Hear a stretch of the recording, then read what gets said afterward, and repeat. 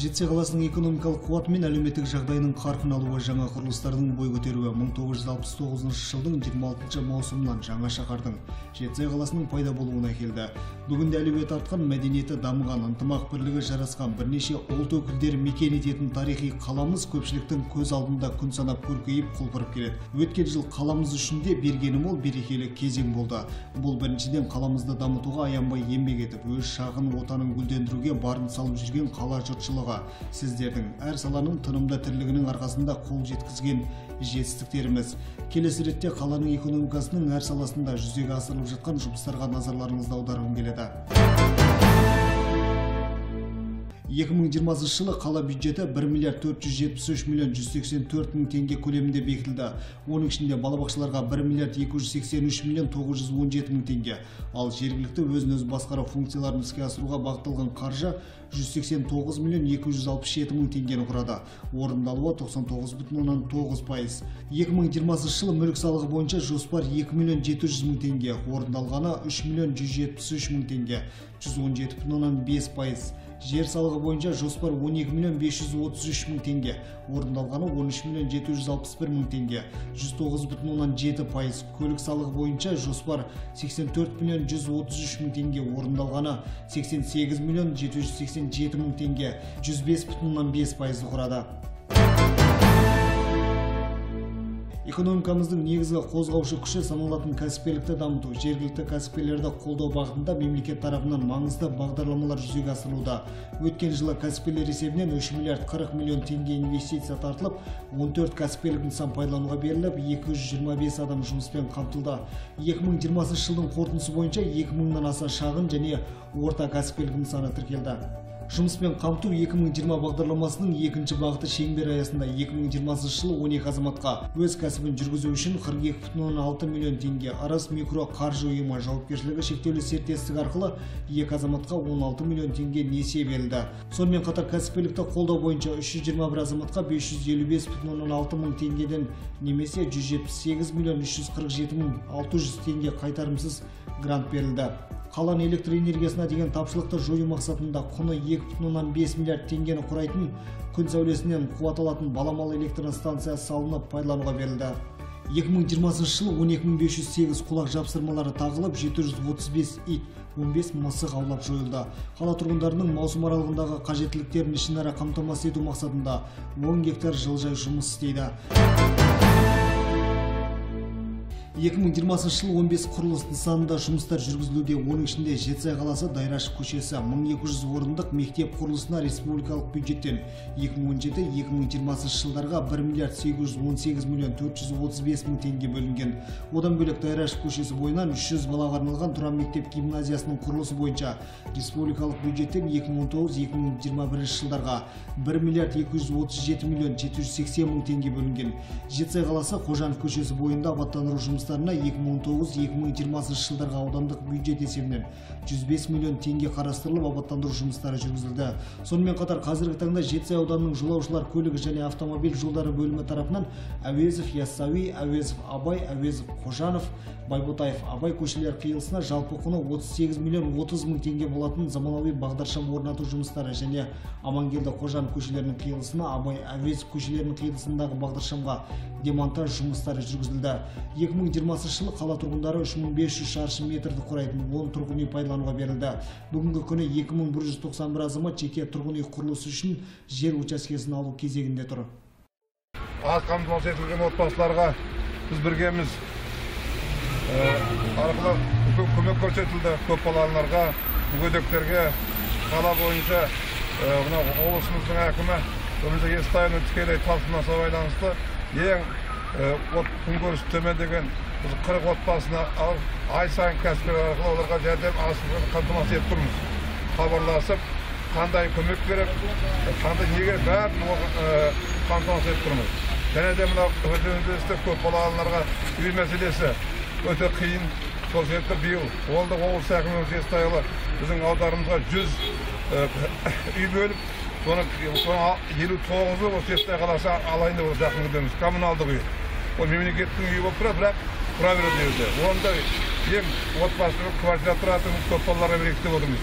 арнайы комиссия шығарды, аудан әкімі Жомарт Қанайұлы туралы бөлеміз осы жақын күнде заңның аясында. Қаламыздың инженерлік коммуникациялық инфрақұрылымын дамыту мақсатында біршама жұмыстар жүргізілуде. Жетісай қаласының облыстық бюджет есебінен кәріз жүйелері мен ғимараттарының құрылысы жүргізіліп, тұрғындарға пайдалануға берілді. Бүгінгі таңда 500-ге жуық тұрғын үйлер мен кәсіпкерлік нысандары кәріз жүйесіне қосылды. Аудандық бюджет есебінен ағымдағы жылы оқушылар көп жүретін Омаршаев, Тәукехан, Бөкейханов көшелеріне 33,3 миллион теңгеге аяқ жол салынды.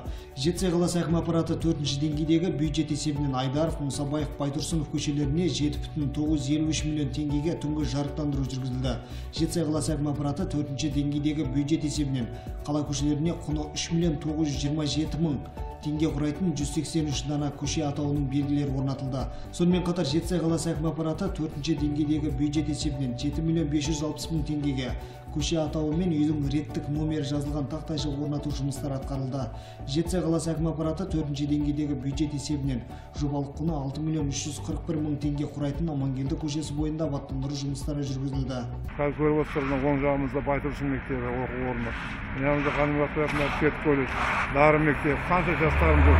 Бұл жерде келіп дем алып, кітаптарын оқып, ата-анасының балдармен көріп, демалып оны істеп қойды. Халыққа ризашылығын білдіріп жатыр. Осындай керек еді қалаға көріп келіп тұр, әрі халық демалады. Жетісай қаласы әкім аппараты 4-ші деңгейдегі бюджет есебінен жобалық құны 1,908,000 теңге құрайтын Жетісай қаласы әкім аппаратының ғимарат алдындағы аллея жөндеу жұмыстары жүргізілді. Бүгінгі таңда қалада сәулетіне сәулет қосқан мемориал ескерткіштер, монументалды стеллалар бой көтерді. Демалыс орындар мен гүлзарлар мен субұрқақтар пайда болды. Қазіргі таңда қалада 2876 шырша, 30,000-ға жуық түрлі ағаш, 37,077-те 3 шаршы метр аяқ жол, 25,960 шақырым ішкі ағын су жүйелері, 1525 дана түнгі жарықтар, 57 дана көш жолында көрнекі ақпарат құралдары, 3 дана сити-борттар, 17 ойын алаңшалары, 171 көп қабатты тұрғын үй, 10 дана бағдаршам және де 4 дана ұлттық ою-өрнекпен өрнектелген аркалар, 37 аялдама бар. Сонымен қатар ағымдағы жылы қала көшелеріне жалпы құны 2,846,000 теңгеге 313 дана можжевельник, 1000 дана терек, 250 дана юбка гүлі, 200 дана роза гүлдер отырғызылды. Жетісай қаласы әкім аппараты 4 деңгейдегі бюджет есебінен қаладағы Қазбек би, Амангелді көшелеріндегі көп пәтерлі үйлер ауласына құны 3,670,000 теңге құрайтын демалыс алаңшалары салынды. Жақсы болып қалды, балдарымыз айда ойнап, сабақтан келгеннен кейін қол көтеріп, ойнайын деп шығады, жүгіріп. Соған мәз боламыз, ойнаймыз, жүгіріп барып қасына тұрамыз. Өзімізді мәз болып қаламыз. Иә, әңгіме отырамыз кешкі заман. Қол бос кезде өте жақсы қуанып отырмыз. Қала әкіміне рахмет деп отырмыз енді. Алладан қайтсын деп жақсы болған деп отырмыз. Жетісай ауданының жолаушылар көлігі және автомобиль жолдары бөлімінің тарапынан қазіргі таңда номер 3-ші қоғамдық көлік жолға қойылды. Жетісай қаласы аумағын ұлғайту мақсатында қала маңында 80 гектар аумаққа 5 қабатты 60 пәтерлі, 5 қабатты 20 пәтерлі тұрғын үй құрылысын жүргізу үшін жеңімпаз компаниялар анықталып, қазіргі таңда құрылыс жұмыстары қарқын алған. Одан бөлек аталған аумаққа электр жабдықтау желілерін салу және орнату 2020 жылы 164,318,000 теңге қарастырылып, қазіргі таңда қаражаты толық игерілген. Денсаулықтың кепілі сапалы ауыз су десек, жаз мезгілінде қаламыздың кейбір жерлерінде ауыз су тапшылығы байқалады. Бұл біріншіден абоненттер санының көбеюінен суды тұтыну көлемі жыл сайын өсуде. Екіншіден су құбырларының негізінен тозығы жеткен. Аталған мәселелерді шешу мақсатында жергілікті бюджеттен қаржы бөлініп, Қазнұр жобалау институты жеңімпаз болып анықталып, қазіргі таңда 80 көшеге жобалау сметалық құжаттары рәсімделіп, сараптамаға жолданып, оң қорытынды алынып, қаражат бөлдіру мақсатында салалық басқармаларға ұсынылған. Енді биылда Қожанов көшесін көрдіңіздер.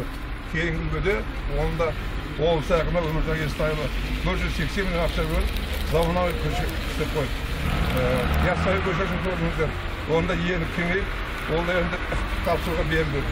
Екінші ғана. Рысқұлов көшесі тікелей қала әкімінің естерінде. Енді келесі осы 2021-ге Амангелді көшесін, Абылайхан көшесін, одан кейін шет тағы көше осылардың бәрін жөндейміз деп жоспар құрып отырмыз. Жетісай ауданы өзінің дамуына облыста ойып тұрып орын алады. Алдыңғы шепте келе жатыр. Солмен қатар осы Жетісай қаласы енді күннен күнге көркеюде. Қарап отырсаңыздар, шын болған нәрсені айтады. Жолдарымыз қандай, жылдан жылға жолдар салынып, көшелер асфальттанып, жалғыз аяқ жүретін жол салынып, мүгедектерге, жалғыз бастыларға, көп балалыларға бәріне жағдай салынып жатыр. Әлеуметтік жағдайымыз. Енді бірнеше ғимараттар көз тартарлық. Әсіресе мына электр жүйесі жарық, бұрынғыдай емес, бұрын көшелерде сүрініп, суға түсіп кетіп, лайланып, бірнеше жаңағы жол апаттары болып жататын, кісі өлімдері болып жататын. Қазір Құдай сақтасын, ондай жоқ. Көшеміздің барлығы жарықтанып, енді 95% жарықтанып деп айтуға болады. Сондықтан да бұл Елшібаев Түрекең уақытпен санаспайды. Сосын кісіге өте мейірімділікпенен әр мерекелерде естіп байқап атам, азық-түлік таратып атады. Соның көзін тауып, кәсіпкерлерді шақырып, кәсіпкерлермен тығыз байланыста болып, жалғыз басты көп балалы отбасына, мүгедектерге, соның барлығына қамқорлық жасау деген ол жігіттің іскерлігін білдіреді, жауапкершілігін білдіреді деп мен өзім солай деп есептеймін. Қалада жалпы ұзындығы 132-де 84 шақырымды құрайтын 200-ден астам көше бар. 2020 жыл аудандық бюджет есебінен жалпы сомасы 5.583.000 теңгеге Тәттімбет көшесіне жалпы ұзындығы 350 метрге орта жөндеу жұмыстары жүргізілді. Сонымен қатар облыстық бюджет есебінен ұзындығы 1680 метр құрайтын Қожанов көшесінен кеңейту жұмыстары жүргізілді. Жоба құны 164 миллион теңге. Мердігер мекеме Асфальт жауапкершілігі шектеулі серіктестігі. 2020 жыл аудандық бюджет есебінен жалпы сомасы 30 миллион 104 мың теңгеге, 10 көшеге жалпы ұзындығы 4855 метрге ағымдағы жөндеу жұмыстары жүргізілді. Жергілікті бюджет есебінен ұзындығы 1800 метрді құрайтын Яссауи көшесіне орта жөндеу жұмыстарын жүргізілді. Жоба құны 119 миллион 766 мың теңге. 4-ші деңгейлі бюджет есебінен ұзындығы 1630 метр құрайтын Рысқұлов көшесіне орта жөндеу жұмыстарын жүргізілді. Жоба құны 48 миллион 384 мың теңге. Біздің алдымызда тұрған мақсаттардың бірі халықтың әлеуметтік әлеуетін арттыру мен жұмыссыздықтың алдын алу. Қалада бір ұлы отан соғысының ардагері 140, тыл ардагері 335, алтын алқа 685, күміс алқа 2350, мүгедек 30 зағип, 1200 зейнеткер, 21 ауған соғысының ардагері бар. Өткен жылы қаңтар айынан бастап төленіп жатқан жаңа форматтағы атаулы әлеуметтік көмек жәрдемақысы бойынша 5380 баласы бар. 890 отбасыға әлеуметтік қолдау жасалды. Оның ішінде шартты 4882 азаматы бар, 762 отбасыға және шартсыз 498 азаматы бар, 128 отбасы. Осы қала әкіміне рахмет. Біз осы Жетісайға, мен өзім Алматыда жүргем неше жыл, осы Жетісайға келгеніме 3 жылдай болды. Былтыр қамқорлыққа тіркелдік. Продуктыдай ақшалайда қарасып жатыр, бұйырғанын алып жатыр қой, еш бет не ағылмайды. Жақсылықтың бәрін жасап жатыр, келгелі бері тарықпаймыз. Сол АСП алайын деп жатсыздар, құда қаласа. АСП-ға енді тапсырамыз біз деген. Бала шағамыз аз, енді көп балалы біздің двордың аналар тапсырып жатыр. Олар былтыр да алды, биыл да тапсырып қойды. Сол жақсылықтарын аяп жатқан жоқ. Қамқорлыққа тіркелгелі бері негізі жақсымыз. Ай сайында, апта сайында, мына карантин кезінде барлық жақсылығымызды жасады. Осы маска дей, спирт ештеңе сатып алған жоқпыз ғой. Барлығын тамақ деген, осы базар деген нәрсеге шыққан жоқпыз. Үйде отырдық, өздері әкеп береді, келеді, түсіреді, үйімізге кіргізіп аламыз. Сол. Көп рахмет. Осы үй кезегіне тіркелдік, 1027 болып тіркелген ем, кеше барып тексеріліп көрсем 845 болып қаппын. Құдай қаласа, енді мына жерден үй түсіп жатыр, береміз деп жатыр ғой. Жұмыспен қамту 2020 жол картасы бағдарлама шеңберінде 56 жас маман жастар практикасына жіберілді. Әлеуметтік жұмыс орны бойынша 154 азамат жұмыспен қамтылды. Көріктендіру, көркейту, санитарлық тазалық жұмыстарына жұмыссыз ретінде тіркеуде тұрған 392 азамат қоғамдық жұмысқа тартылды. 2020 жылы қала әкімі аппараты қайырымды азаматтар мен жергілікті кәсіпкерлерді ұйымдастыра отырып, мемлекеттік мерекелер қарсаңында 16 батыр анаға, бір ұлы отан соғысы ардагерлері мен 358 тұрмысы төмен отбасына азық-түлік себеттері берілді. Көп балалы анамын.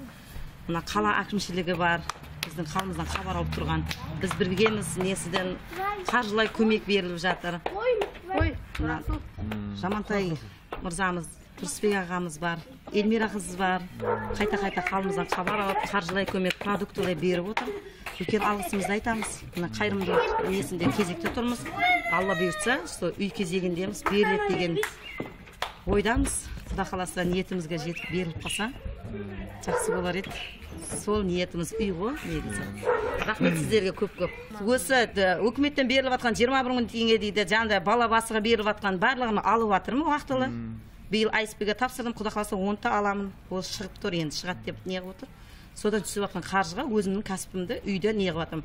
Маған жетпеген тек үй болса, ары қарай бәрі болады деген. 2019 жылы қаламызда мектепті 539 оқушы бітіріп, 411 ұлттық бірыңғай тестілеуге қатысты. 85 оқушы алтын белгі, 32 түлек үздік аттестат иегері атанды. Мектепке дейінгі тәрбие беру саласында да айтарлықтай жетістіктерге қол жеткізілді. Қала бойынша 8 мемлекеттік, 39 жеке балабақшалар жұмыс жасайды. Жетісай қаласында 3 пен 6 жас аралығындағы 4775 бүлдіршін балабақшамен қамтылған. Еліміздің болашағы сауатты, салауатты ұрпақтың қолында десе, қаламызда спорт саласын дамытуда назардан тыс қалдырған емеспіз. Қалада тұрақты спортпен айналысушылар саны 13.500 адам, ол тұрғындардың 28%-ын құрайды. Кез келген мемлекеттің ең басты байлығы бұл адам капиталы. Қаламызда 2017 жылы 777 бала дүниеге келсе, 2018 жылы 935, 2019 жылы 967 бала, 2020 жылы 1152 дүниеге келді. 2020 жылы қала бойынша өз бетінше жер учаскесін қоршап алған 38 азамат анықталды. Оның 38-і өз есебінен мәжбүрлеп бұзылды. 2020 жылы қалаға 435 өтініштер мен ұсыныстар түсіп, оның 348-і қанағаттанды. 87-сі түсіндірілді. 282-сіне шешім қабылданып, 585-іне өкім шығарылды. Санитарлық тазалықты тиімді жүргізу мақсатында Жетісай қаласы 3 мөлтек ауданға бөлініп, Жетісай СТК Нұрай 2015 жауапкершілігі шектеулі серіктестігі, Самғау Нұр жауапкершілігі шектеулі серіктестігі санитарлық тазалық жұмыстарымен айналысуда. Сонымен қатар қаладағы санитарлық тазалық жұмыстарын қалыпты сақтау мақсатында қатты тұрмыстық қалдықтарды тастайтын жалпы құны 5.800.000 теңге құрайтын 100 дана арнайы қоқыс жәшіктермен, қаланың бірнеше көшесінің бойына жалпы құны 2 миллион теңгені құрайтын 110 дана кіші қоқыс тастайтын жәшіктер орнатылды. Қаланың санитарлық тазалық жұмыстарын бір қалыпқа келтіру мақсатында жергілікті учаскелік полиция қызметкерлерімен біргелікте рейдтер жүргізіліп, белгіленбеген орындарға тұрмыстық қалдықтарды тастаған 121 азаматқа хаттама толтырылып, әкімшілік жауапкершілікке тартылған. Құрметті тұрғындар, қаламыз таза болу үшін күл қоқыс шығаратын мекемемен келісім-шартқа тұруымыз қажет. Келісім-шартқа тұрсақ, бекітілген кестеге сәйкес күл қоқысыңызды үйлеріңізден алып кететін болады. Аудан бюджеттен бізге арнайы 7 миллион ақша бөлінген. Оған контейнер істе қоқыс тастайтын. Үлкен кіші. Қазір ол бар жерге 18 алаң бар, қоқыс тастайтын. Соны қойдық бәрін. Көшеде көріп бәрі кішкентай ящикке дейін бәрін қойдық. Халық үйреніп қазір қоқысты сол арнайы жерде ящикке тастап жатыр. Бұны жеңімпаз болған Самғау Нұр деген фирма жеңіп алған өткен жылы. Енді жақын күнде 2021-де тағы жеңімпаз белгілі болады. Заң аясында тастадық уақытылға. Енді заң аясында техникасы бар, істеп кететін бір фирма келу керек. 2021 жылы атқарылатын жұмыстары. 2021 жылы ұзындығы 3 шақырымды құрайтын 5 ішкі көше 47.749.000 теңгеге орта жөндеуден өткізу жоспарланған. Ұзындығы 2400 метрді құрайтын бір топырақ көше 13.099.000 теңгеге тас төсеу және ұзындығы 400 метрді құрайтын бір көшеге 5.3 миллион теңгеге аяқ жол салу жоспарланған. Сонымен қатар жастар номер 57 Айманов, Қазбекбек көшелерінде орналасқан көп пәтерлі үйлер ауласындағы жалпы ұзындығы 1640 метрді құрайтын 3 ішкі жолдар 19.839.000 теңгеге орта жөндеуден өткізу жоспарланған. Жетісай қаласы Дайраш көшесі 1200 орындық мектеп құрылысы бойынша АСТ Жетікен жауапкершілігі шектеулі серіктестігі жеңімпаз болып анықталып, Сырдария университеті Қошанов көшесі бойынан мемлекетпен жекеменшік әріптестік аясында үстіміздегі жылы 201 миллион теңгеге спорт кешенін салу жұмыстарын жүргізуде.